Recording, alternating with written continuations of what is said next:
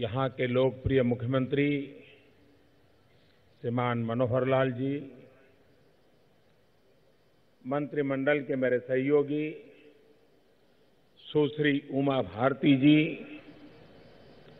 हरियाणा सरकार में मंत्री बहन कविता जैन जी, विधायक जी सुभाष बराला जी, राष्ट्रीय महिला आयोग की चेयरपर्सन रेखा शर्मा जी, मंच पर उपस्थित अन्य सभी महानुभाव, देश विदेश से यहां भारी संख्या में पहुंची स्वच्छाग्रही भाइयों और बहनों, ज्ञान, धर्म और कर्म की भूमि, जिस भूमि को सभ्यता का पालना भी कहा जाता है, जहां से भगवान कृष्ण ने मानवता को जीवन का मार्ग दिखाया,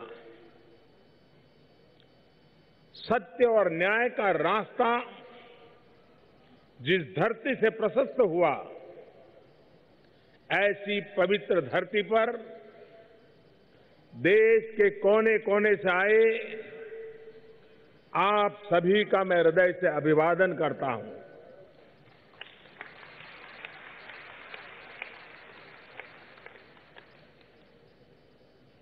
ये कुरुक्षेत्र की वो धरती है, हजारों साल पहले इसी धरती पर एक स्वच्छता का अभियान हुआ था, श्री कृष्ण के नेतृत्व में हुआ था और अनैतिकता को साफ करने का काम हुआ था। आज युग बदला है, हम रोजमर्रा की जिंदगी में सफाई के लिए लड़ाई लड़ रहे हैं। दुनिया में शायद गीता का संदेश अपने आप में एक अजूबा है कि युद्ध की भूमि में जहां जीवन मरण के खेल खेले जाते थे, जहां नैतिकता और अनैतिकता के बीच भीषण संग्राम था, उस धरती पर उसी वातावरण में हजारों साल तक जीवित रहने वाला एक संदेश उस भूमि में प्रकट हुआ, श्री कृष्ण के मुख से प्रकट हुआ, जो गीता के रूप में आज हम जानते हैं। शायद युद्ध की भूमि में मानवता का इतना बड़ा संदेश शायद ही निकल सकता है, और यही इस देश की विशेषता है। हजारों स्वच्छाग्रहियों, स्वच्छ शक्तियों का ये विस्तार स्वच्छता के प्रति देश के नए संस्कार का जीता जागता सबूत है। देश भर से आप सभी का कुरुक्षेत्र की इस प्रेरणा स्थली पर जुटना स्वच्छ भारत के संकल्प को, नए भारत के संकल्प को और मजबूत कर रहा है।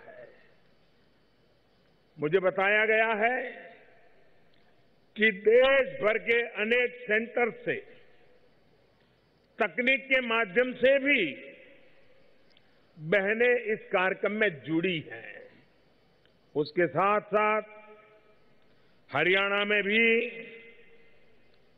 5 स्थानों पर अभी एक बहुत बड़े कार्यक्रम पैरेलल चल रहे हैं, और ऐसी ही जनमेदिनी उन स्थानों पर भी है, चाहे वो फरीदाबाद हो, पानीपत हो, करनाल हो, पंचकुला हो, बत्सा हो।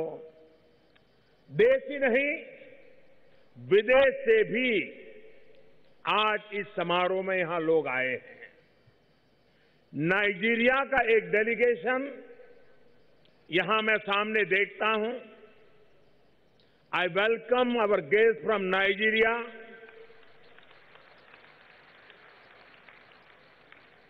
I am told that you are here on a study tour since the past week to learn how the Swachh Bharat Mission achieved such a dramatic success so quickly and how it can be replicated in Nigeria.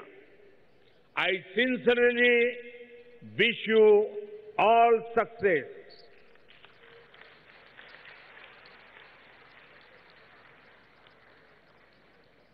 मैं अभी मनोहर लाल जी को सुन रहा था। मैं सचमुच में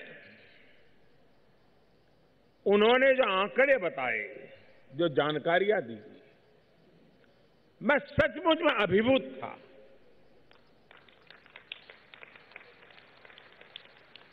पहले बहुत सरकारें आके गई,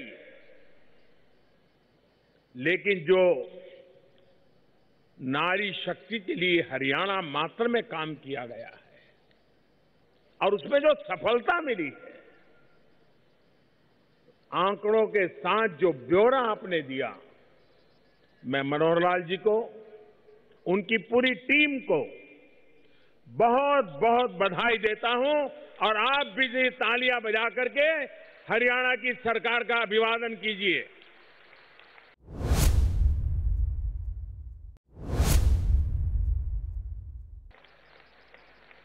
4.5 वर्षों में 10 करोड़ से अधिक टॉयलेट बनाए जा चुके हैं।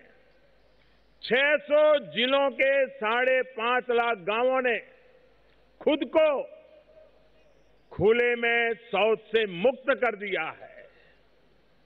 साथियों, स्वच्छ भारत अभियान से बहनों और बेटियों को अपमान और पीड़ा से मुक्ति तो मिल ही रही है, रोजगार का भी ये बड़ा माध्यम सिद्ध हो रहा है। एक अनुमान है, इस अभियान की वजह से करीब करीब 45 लाख लोगों को रोजगार के अवसर मिले। इस अभियान ने रानी मिस्त्रियों को, हमारे यहां पहले परंपरा थी राजमिस्त्री, ये स्वच्छता का अभियान है जिसने राजमिस्त्री के बदले रानी मिस्त्री को जन्म दे दिया। और इन रानी मिस्त्री को सबसे अधिक सशक्त किया है, क्योंकि टॉयलेट बनाने से जो ट्रेनिंग उनकी हुई है, उसको वो प्रधानमंत्री आवास योजना के तहत अपने घर बनाने या दूसरों के घर बनाने में भी इस अपने अनुभव का, अपने ज्ञान का, अपने कौशल्य का उपयोग कर रहे हैं। साथियों, आपके प्रयासों की वजह से आज स्वच्छ भारत मिशन एक अहम पड़ाव पर है। मैं आपको फिर याद दिलाना चाहता हूं कि इस वर्ष 2 अक्टूबर को जब बापू की 150वीं जन्म जयंती मनाएंगे, हमने उन्हें स्वच्छ भारत का वादा किया हुआ है, जिस वायदे को पूरा करने में नारी शक्ति के नेतृत्व की बहुत बड़ी भूमिका है। अब हमें ये सुनिश्चित करना है कि जो शौचालय बने हैं उनका इस्तेमाल भी हो। स्वच्छता को हमें गांव गांव, घर घर का संस्कार बनाना है। आप में से अनेक बहनें अपने गांवों की सरपंच है, पंचायत की मेंबर है, सेल्फ हेल्प ग्रुप से जुड़ी है या फिर आंगनवाड़ी और आशा वर्कर है। मुझे आपके प्रयासों, आपके संघर्षों की भी जानकारी दी गई है। मुश्किल परिस्थितियों में कैसे आपने अलग अलग दायित्वों को निभाते हुए भारत को स्वच्छ बनाने के लिए प्रयास किया, ये भी मुझे बताया गया है।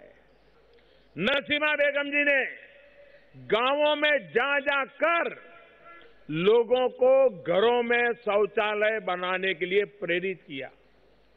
आज वहां के लोग उनसे इतना प्रसन्न है कि नसीमा जी को गांव का सरपंच ही चुन लिया।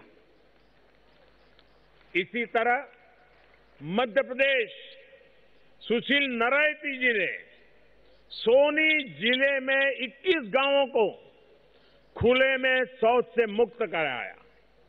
आप में से जितने भी लोग यहां हैं, जितनी भी बहनें हैं, सबकी ऐसी ही कहानियां हैं। मैं आप सभी का अभिनंदन करते हुए ये भी आग्रह करूंगा कि आपस में एक दूसरे के काम करने के तरीके पर जरूर चर्चा करें, एक दूसरे से सीखने का प्रयास करें, उस इलाके में क्या हो रहा है जानने की कोशिश करें। हो सकता है अपने क्षेत्र में स्वच्छ भारत मिशन को आगे बढ़ाने के लिए और कुछ नए आइडियाज, नए विचार आपको मिल जाए। ये नए विचार और नया अनुभव आपके और काम आने वाला है। आप उन्हें अपने गांव में लागू कर इस बदलाव को और गति दे सकती है। साथियों, स्वच्छता का सीधा सरोकार स्वास्थ्य से है और गरीब परिवारों को इसका विशेष लाभ मिलता है। इससे डायरिया जैसी घातक बीमारी से हम हमारे बच्चों को बचा सकते हैं। हाल में ही विश्व स्वास्थ्य संगठन यानी WHO की एक रिपोर्ट आई है जिसमें कहा गया है कि स्वच्छ भारत अभियान से 3 लाख जीवन बचना संभव हुआ है। अगर हम एक की भी जिंदगी बचा लें तो जन्मों जन्म का पुण्य मिल जाता है। आप लोग तो 3 लाख लोगों की जिंदगी बचा रहे हो। जन्मों जन्म का पुण्य आपके साथ जुड़ रहा है। साथियों, स्वास्थ्य चाहे गरीब का हो या फिर मध्यम वर्ग के परिवार का, देश के इतिहास में पहली बार सरकार व्यापक रूप से प्रयास कर रही है। चाहे बड़े अस्पतालों का नेटवर्क हो, आयुष्मान भारत के तहत देश भर के गांवों में 1.5 lakh health and wellness centre बनाने का अभियान हो,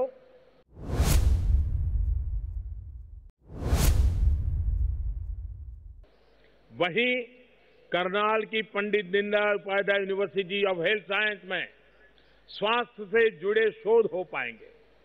फरीदाबाद के ESIC मेडिकल कॉलेज और अस्पताल से हमारे कामगार भाइयों को, हमारे श्रमिक भाइयों बहनों को इलाज की बहुत बड़ी सुविधा मिलने वाली है। साथियों, केंद्र सरकार देश में बड़े अस्पतालों का नेटवर्क किस तेजी से बिछा रही है, इसका अंदाजा इसी बात से लगाया जा सकता है कि आज 21 एम्स देश में या तो काम कर रही है या फिर निर्माण का कार्य चल रहा है। इनमें से 14 एम्स पर काम 2014 के बाद, हमारे आने के बाद शुरू हुआ है। मुझे खुशी है कि इसमें एक और एम्स और जुड़ने वाला है जो हरियाणा के ही रेवाड़ी में बनेगा। मुझे बताया गया है कि मनेठी के जागरूक लोगों ने इस एम्स के लिए जमीन भी उपलब्ध करा दी है। मैं सभी जनों को इसके लिए बहुत बहुत साधुवाद और बधाई देता हूं। अब बहुत ही जल्द इस पर काम शुरू हो जाएगा। साथियों, अच्छे और बड़े अस्पतालों के साथ साथ प्रधानमंत्री जन औषधि केंद्रों पर सस्ती दवाइयां उपलब्ध कराई जा रही हैं। घुटनों और हार्ट के ऑपरेशन भी कई गुना सस्ते किए गए हैं।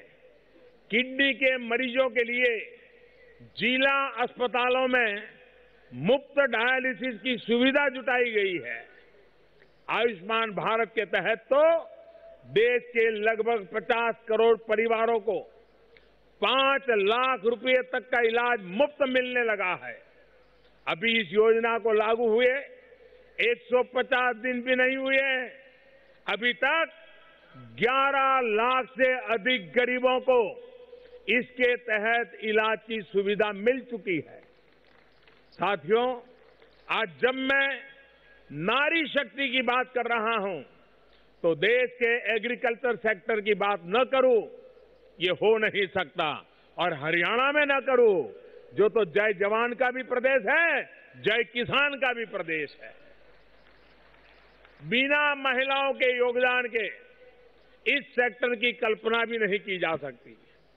देश के कृषि क्षेत्र को मजबूत करने के लिए इस बजट में सरकार द्वारा बहुत बड़ी योजना का ऐलान किया गया है। पीएम किसान योजना के तहत अब ऐसे किसानों को जिनके पास 5 एकड़ से कम जमीन है, उनके बैंक खाते में हर वर्ष 6,000 रुपये सीधा जमा कराए जाएंगे। ये पैसे 2-2 हजार की 3 किस्तों में जमा होंगे, जिसकी पहली किस्त बहुत ही जल्द देने का प्रयास किया जा रहा है। साथियों, हमारा प्रयास है कि गांव का, गरीब का, किसान का, मध्यम वर्ग का जीवन सरल और सुगम हो। ये काम इतने बड़े स्तर पर, इतनी तेजी से इसलिए हो पा रहा है क्योंकि 4.5 वर्ष पहले आप सभी ने एक मजबूत सरकार के लिए, पूर्ण बहुमत वाली सरकार के लिए अपने वोट का सदुपयोग किया था और इसके लिए आज ये सारे काम संभव है। आपने देश में ईमानदारी की व्यवस्था लाने के लिए अपना वोट दिया था। आपके उसी विश्वास पर चलते हुए बिचौलियों और गरीबों का हक लूटने वालों को सारी व्यवस्थाओं से बाहर कर दिया गया है। आज देश के हर ईमानदार को इस चौकीदार पर विश्वास है, लेकिन जो भ्रष्ट है उसको मोदी से कष्ट है। आप यहां हरियाणा में भी तो देख रहे हैं कि जांच एजेंसियों की कार्रवाइयों से कैसे कैसों का पसीना छूट रहा है। साथियों, महामिलावट के ये सारे चेहरे जांच एजेंसियों को, कोर्ट को धमकाने और मोदी को गाली देने की कंपटीशन में जुटे। आप आश्वस्त रहिए, ये चौकीदार ना तो इनकी धमकियों से और ना ही इनकी गाली गलौज से डरने वाला है, नहीं रुकने वाला है और नहीं झुकने वाला है। देश को भ्रष्टाचारियों से और गंदगी से मुक्ति दिलाने का हमारा सफाई अभियान और तेज होने वाला है। इस अभियान के लिए आपका आशीर्वाद हमेशा बना रहे और अभी अभी आपके राज्य के कई लोग शायद कुंभ के मेले में गए होंगे। इस बार जो लोग कुंभ के मेले में से आते हैं वापिस, हर गांव में एक बात की चर्चा हो रही है हिंदुस्तान के जो लोग कुंभ के मेले में गए।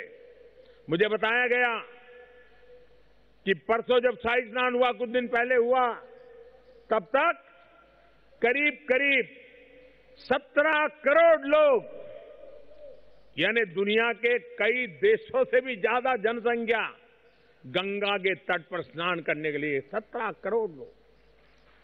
उसके बाद भी स्वच्छता के विषय में उन्होंने जो मानदंड तय किए थे उसमें जरा भी नरमी नहीं आने दी। आप हैरान होंगे, अमेरिका के एक अखबार न्यूयॉर्क टाइम्स ने कुंभ के मेले की चर्चा करता हुआ एक आर्टिकल लिखा। उसमें कुंभ मेले में जो स्वच्छता है, उस स्वच्छता के लिए उन्होंने कुंभ मेले की बहुत बड़ी तारीफ की है। देखिए, ये बदलते हुए हिंदुस्तान का ये दृश्य है। मैं कुंभ के मेले में ये स्वच्छता के लिए काम कर रहे, दिन रात काम कर रहे उन सभी मेरे बहनों भाइयों को आज कुरुक्षेत्र की धरती से आदरपूर्वक नमन करता हूं। और अखाड़े, संत समाज, साधु महात्मा, उन्होंने भी कुंभ के मेले में स्वच्छता को लेकर के अपने अपने व्याख्यान प्रवचनों में भी इस बात को बार बार दोहराया। स्वच्छता के अभियान को साधु संतों ने आशीर्वाद दिए, ये भी अपने आप में एक बहुत बड़ी गौरव की बात है। मैं उन संतों, महंतों, ऋषियों, मुनियों का भी आदरपूर्वक नमन करता हूं, उनका अभिनंदन करता हूं। भाइयों बहनों, आप देश के कोने कोने से आए हैं, आपका आशीर्वाद हमेशा बना रहे, इसी कामना के साथ मैं अपनी बात समाप्त करता हूं। एक बार फिर स्वच्छ शक्ति पुरस्कार जीतने वालों को मैं आदरपूर्वक बहुत बहुत बधाई देता हूं, शुभकामनाएं देता हूं। बहुत बहुत धन्यवाद। मेरे साथ जोर से बोलेंगे, भारत माता की, भारत माता की, भारत माता की। बहुत बहुत धन्यवाद।